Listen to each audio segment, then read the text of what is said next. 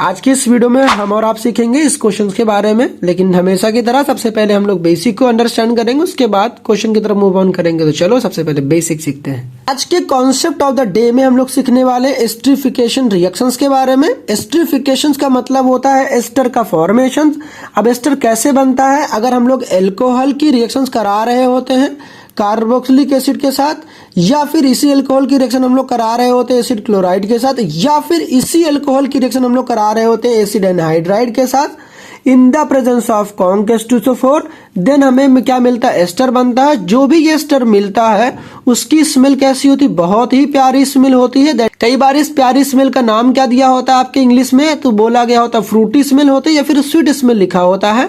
जो भी एस्टर यहाँ पर हम लोग ऑब्टेन करते हैं, अगर इसकी फिर से हम लोग हाइड्रोलिसिस करा दें तो हमें अल्कोहल तो डेफिनेटली मिलने वाला है, और उसके साथ ही साथ या तो हमें कार्बोक्सिलिक एसिड मिलेगा।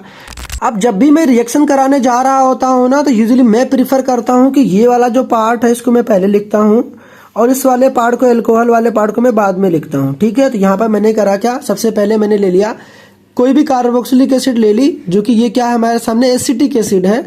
दूसरा मैंने एक अल्कोहल ले लिया। करना क्या है? जैसा कि आपको पता है कि यहाँ पर कॉन्क H2SO4 एक डिहाइड्रेटिंग एजेंट है, तो यहाँ पर पानी निकलेगा।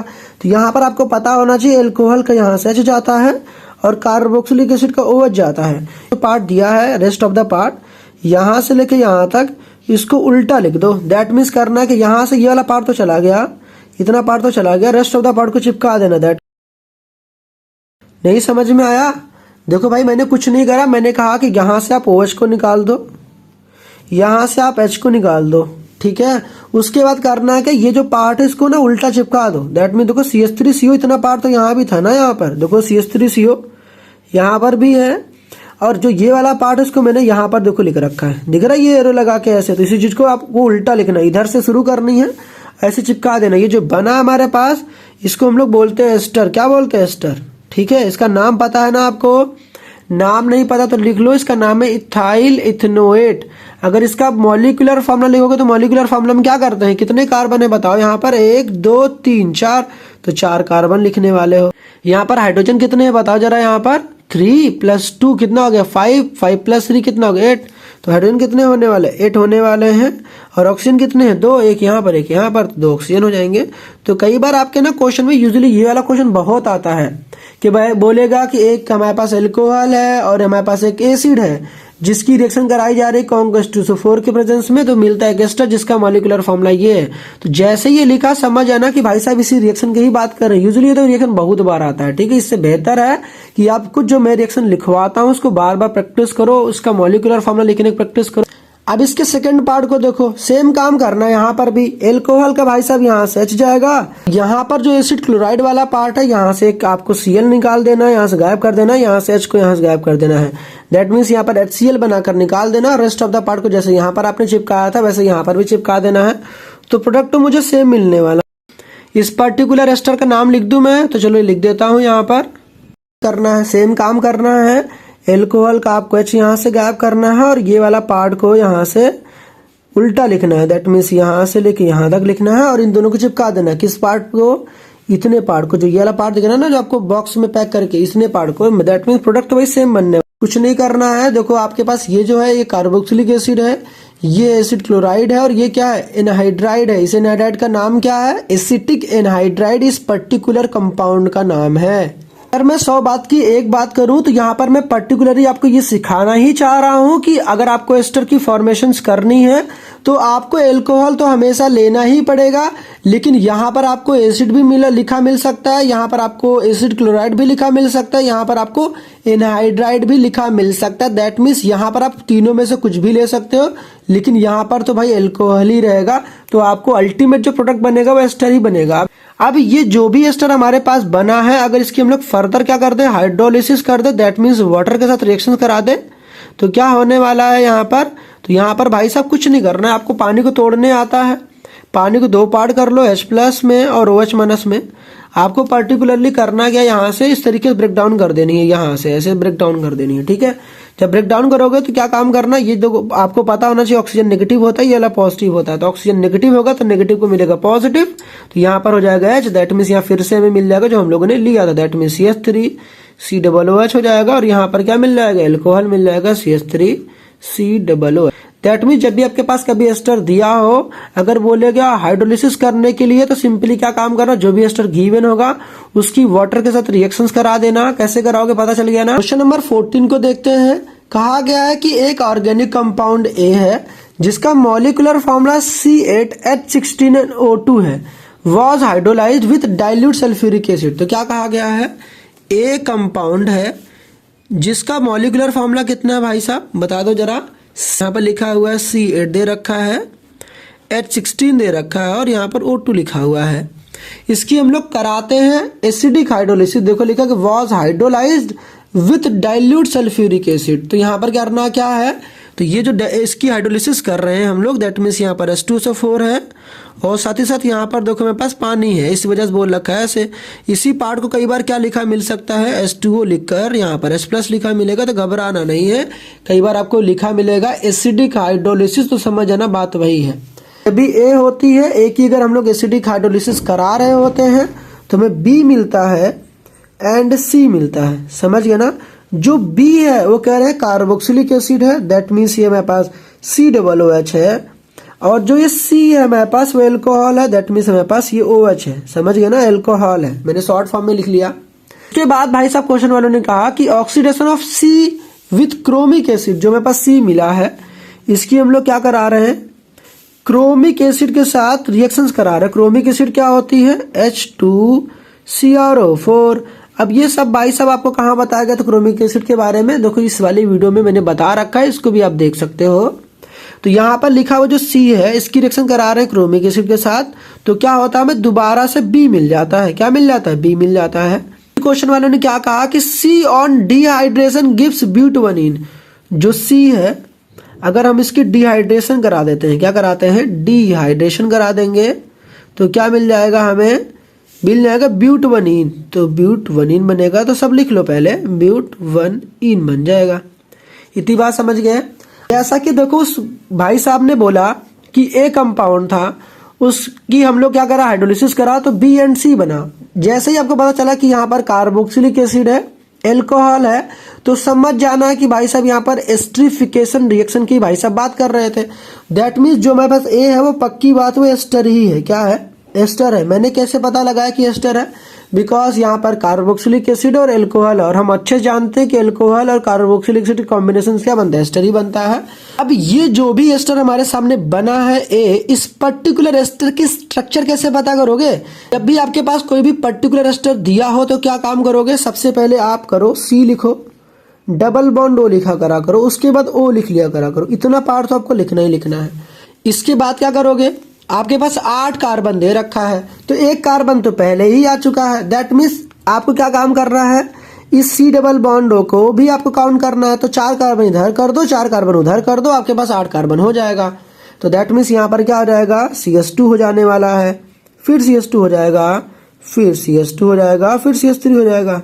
4 कार्बन इधर हो गए, उसके बाद एक कार्बन तो यहाँ पर आ चुका, तो इधर 3 ही कार्बन होंगे, तो यहाँ पर हो जाएगा CH2, फिर हो जाएगा CH2 और यहाँ पर हो जाएगा CH3। इतनी बात समझ में आ गई। तो ये है वो एस्टर जिसका मॉलिक्यूलर फॉर्मूला ये है। मैंने कैसे क्या काम करा पता चल गया ना आपको। जो कंपाउंड ए है, अब इसकी क्या करा रहे हैं हम लोग, ये भाई साहब ए था, ठीक है, इसकी हम लोग करा रहे हैं एसिडिक हाइड्रोलिसिस। तो जो बी और सी में टूट जाएगा, तो मैंने भी आपको सिखाया कि जो ऑक्सीजन वाला पार्ट है यहीं से काट दो, ठीक है। अब यहाँ पर पकड़ा दो H, यहाँ पर पकड़ाना है आपको OH और यहाँ पर पकड़ाना है H। तो यहाँ पर क्या बन जाएगा, CH3 CH2 CH2 CH2, that means यहाँ पर बन जाएगा ब्यूटेनॉल। तो यहाँ पर जो बनने वाला कंपाउंड है ये हो जाएगा CH3 CH2 फिर CH2 फिर CH2 और यहाँ पर हो जाएगा OH। ये अभी यहाँ पर कार्बोक्सिलिक एसिड बनानी है, C डबल बॉन्ड होता वो था, यहाँ पर OH हो जाएगा। तो यहाँ पर सिंपली क्या हो जाएगा, CH3 CH2 हो जाएगा, फिर CH2 हो जाएगा और यहाँ पर C डबल OH हो जाएगा। ये बेसिकली हमारे पास दे रखा है C और ये है B। कैसे भाई साहब, क्योंकि C जो होता है एल्कोहल होता है। एल्कोहल कैसे पहचानते हैं, अगर उसमें OH लगा होता है, यहाँ C डबल OH है तो कार्बोक्सिलिक एसिड, और OH है तो एल्कोहल।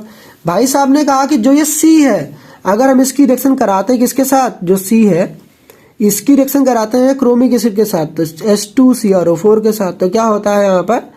तो आपको पता होना चाहिए जब भी हमारे पास H2CrO4 हो, या फिर KMnO4 हो, या फिर हमारे पास K2Cr2O7 हो और उसके साथ एसिडिक मीडियम हो, तो करता है कि जो CH2OH होता है इसको कन्वर्ट कर देता है COOH में। तो भाई साहब ने सही बात बोली है कि जो ये कंपाउंड है COOH में कन्वर्ट हो जाएगा, तो CH3 CH2 COOH बन जाएगा। भाई साहब ने देखो बात तो सही ही कही थी कि जो ये हमारे पास C बना है, अगर इसकी हम लोग क्रोमिक एसिड के साथ रिएक्शन कराएंगे तो फिर से हमें B मिल जाएगा। तो देखो B क्या मिलेगा, वही सेम चीज मिल गई कि नहीं मिल गई। ये काम देखो आपको सिर्फ आपको चेक करना कि जो कहा जा रहा है सही है गलत है। तो भाई साहब सही है बिल्कुल, कि हमें प्रॉपर्टीज पता है कि जो क्रोमिक एसिड है वो CH2OH को कन्वर्ट कर देता है COOH में। अब इसके बाद देखो क्वेश्चन वाले ने क्या बोल रखा है, कहा गया है कि जो C है उसकी अगर हम लोग डिहाइड्रेशन कराते हैं तो बनता ब्यूटवनीन। तो ये जो C बना है इसकी हम लोग डिहाइड्रेशन करानी है, तो डिहाइड्रेशन करने के लिए क्या करते हैं, डिहाइड्रेटिंग एजेंट का यूज करेंगे। डिहाइड्रेटिंग एजेंट क्या होता है, कॉन्क H2SO4। तो यहाँ लिख लो कॉन्क, उसके बाद लिख लो यहाँ पर H2SO4। समझ गए ना। अब डिहाइड्रेशन कैसे कराने इसको रफली मैं यहाँ पर समझा दे रहा हूँ। जैसा कि आपको पता है कि मैंने बार बार बताया, जब भी आपके पास एल्कोहल वगैरह गिवन हो या फिर एल्काइल हैलाइड हो, अगर आपके पास कॉन्क H2SO4 गिवन हो तो आपको पता है यहाँ पर बीटा एलिमिनेशन होता है। तो ये फंक्शनल ग्रुप है, ये अल्फा ये बीटा, तो बीटा के एक हाइड्रोजन खींचना पड़ता है। तो यहाँ पर सिंपली क्या करने वाले हैं, यहाँ पर एक हाइड्रोजन खींच देंगे और OH को हम लोग नीचे लिख देंगे। दैट मीन्स यहाँ पर CH2 करने वाले हैं, OH को यहाँ लिख देंगे ऐसे, और इन दोनों को यहाँ से एलिमिनेट कर देंगे। दैट मीन्स यहाँ पे क्या बन जाएगा, जब इन दोनों को एलिमिनेट करेंगे तो यहाँ पर डबल बॉन्ड लग जाएगा। तो बस यहाँ पे लिख दो सिंपली जो यहाँ पर बोला है मैंने ना, इन दोनों को निकाल दो, यहाँ पर डबल बॉन्ड लगा दो। तो आई होप सो कि ये रिएक्शन भी आपको समझ में आ गई होगी। अगर कहीं भी लगता है कि आपको समझ में नहीं आई है तो प्लीज कमेंट सेक्शन में आप बता देना, डेफिनेटली मैं आपकी हेल्प जरूर करूंगा। अब इस पर्टिकुलर क्वेश्चन में देखो क्या कहा गया है कि an organic compound A with molecular formula C4HO2 undergo acid hydrolysis to form compound B and C। तो कह रखा ए हमारे पास कंपाउंड है, अगर इसकी हम लोग करते क्या, एसिडिक हाइड्रोलिसिस करते, दैट मीन्स यहाँ पर H2O लिखना है और यहाँ पर H+ लिखना है। तो हमें मिलता है B मिलता है और C मिलता है। अभी तक भाई साहब ने जो कहा हम लोगों ने लिख लिया, ठीक है, अच्छे से पढ़ लो आप भी, ठीक है। उसके बाद क्या कहा गया है, oxidation of C with acidified KMnO4, जो मेरे पास C मिला है, अगर इसकी हम लोग ऑक्सीडेशन करते हैं इन द प्रेजेंस ऑफ KMnO4, हमें क्या मिलता है, B मिलता है। ऐसा कहाँ कहा गया, क्वेश्चन में कहा गया है, ध्यान से पढ़ो। कह रखा है acidified KMnO4 also produces B, तो B मिल जाता है। कह रखा है sodium salt of B on heating with soda lime, अगर B का हम लोग सोडियम सॉल्ट लेते हैं तो क्या मिल जाता है हमें, मिथेन मिल जाता है। तो यहाँ पर सोडियम सॉल्ट लेने के बाद दैट मीन्स जो भी B मिलेगा, इससे अगर हम सोडियम सॉल्ट ले रहे तो हमें मिथेन मिल जाता है। जो भी क्वेश्चन में कहा गया था मैंने सारी बात को यहाँ पर एक फ्लो चार्ट टाइप के बनाकर हम लोगों ने लिख लिया। अब इसके बाद इसको एग्जीक्यूट कैसे करना है, अब इसको अब जिस बच्चे ने अच्छे से प्रैक्टिस करी होगी उसको समझ में आ गया होगा। जो ए था वो एस्टर ही था, बिकॉज एस्टर की हाइड्रोलिसिस करने पर B एंड C बनता है, अल्कोहल बनता है, कार्बोक्सिलिक एसिड बनती है। तो अल्कोहल ही KMnO4 के साथ रिएक्शन करता है, कार्बोक्सिलिक एसिड तो KMnO4 के साथ रिएक्शन करता ही नहीं है। जो B है वो कार्बोक्सिलिक एसिड हो, जो C अल्कोहल है। अभी मैंने आपको बताया C4HO2 क्या होगा, बताओ। अभी मैंने आपको जस्ट बताया था जो वो A होगा वो क्या होगा, CH3 होने वाला है, और यहाँ पर हो जाने वाला C डबल बॉन्ड O होगा, फिर O होगा, यहाँ पर CH2 और CH3 हो जाने वाला है। अगर इसकी हम लोग क्या करा दे, एसिडिक हाइड्रोलिसिस करा दे, तो यहाँ पर क्या मिलने वाला है, H2O और H+ कराने वाले हैं। तो यहाँ से मैंने कहा इसको ब्रेक डाउन कर दो भाई साहब। ब्रेक डाउन जब करोगे तो O को पकड़ाना H, तो पानी के दो पार्ट होते हैं ना, यहाँ पर H+ और OH-। तो यहाँ पर O को पकड़ाना H, तो यहाँ पर H हो जाएगा, और यहाँ पर क्या हो जाएगा, OH हो जाएगा। दैट मीन्स यहाँ पर बन जाएगा CH3 COOH बन जाएगा, CH3 COOH बन जाएगा, प्लस क्या बनेगा, CH3 CH2 और OH बन जाएगा। ये बात समझ में आ गई कि नहीं आ गई। यहाँ पर CH3 CH2OH बन गया।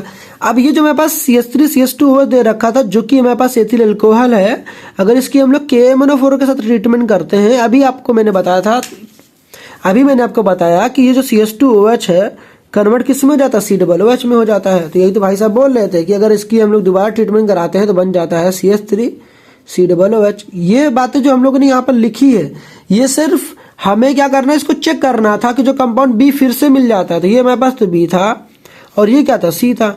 हम लोगों ने ये क्यों करा, ताकि हमको पता चले यार सही में होता भी है कि नहीं होता। तो फिलहाल आपका ये आंसर है ही नहीं, बट उन्होंने कहा था कि बनता है एसिडिक एसिड, बी फिर से बन जाता, इस वजह से मैंने कर लिया। और बात भी सही है यार, जो बी बना एसिडिक एसिड ही बना। तो यहाँ पर करना क्या था, ए बन गया, ए यही था, बी ये था, सी ये था, सब कुछ हो गया। उसके बाद देखो इन्फॉर्मेशन उन्होंने दे रखा था, be on heating with soda lime gives methane. देखो फिलहाल तो हमारा आंसर आ चुका है, ए ये है, बी ये और सी ये है। बट भाई साहब उसके बाद भी उन्होंने कहा कि ना कि be on heating with soda lime gives methane.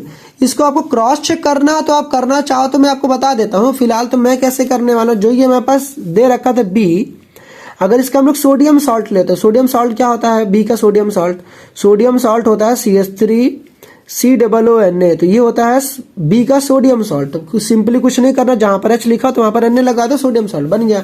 अगर इसके हम लोग कराते हैं रिएक्शन सोडा लाइम के साथ, सोडा लाइम क्या होता है, NaOH प्लस कैल्शियम ऑक्साइड। कहाँ बताया था आपको, नेम रिएक्शन वाली वीडियो में बताया था। यहाँ पर होता है डिकार्बोक्सिलेशन।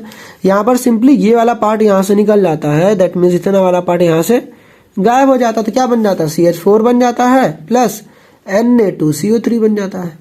समझ गए ना, सोडियम कार्बोनेट प्लस मीथेन बन गया। अब ये पार्ट देखो, जो नीचे वाला पार्ट था ये सिर्फ एक्स्ट्रा इन्फॉर्मेशन के लिए दे रखी थी, ताकि हम लोग आइडेंटिफाई कर सके कि आखिर क्वेश्चन में क्या करना है। फिलहाल आपको जो समझना है वो ये वाला पार्ट है, A, B and C। I hope so कि आपको ये वाली वीडियो भी डेफिनेटली समझ में आई होगी। मिलते हैं नेक्स्ट वीडियो में, till then keep learning and keep improving. और ये वाली वीडियो देखना चाहते हो तो देख सकते हो।